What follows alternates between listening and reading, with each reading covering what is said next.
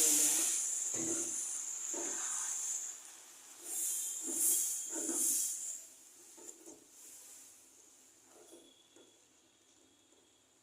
দুধ দেওয়ার পরে আমি যেটা করব সেটা হচ্ছে চালের গুঁড়া দেব।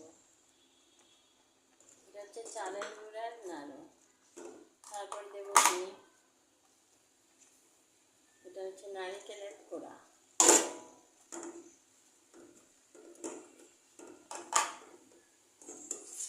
দিয়ে আমি কী করবো, ভালো করে নাড়াচাড়া করব।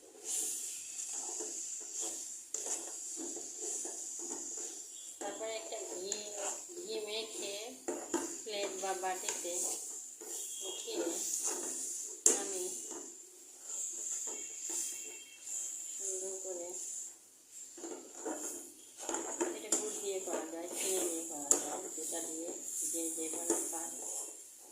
আমার কাছে হাতের কাছে গুড় ছিল না, তাই চিনি দিয়ে করে দিলাম।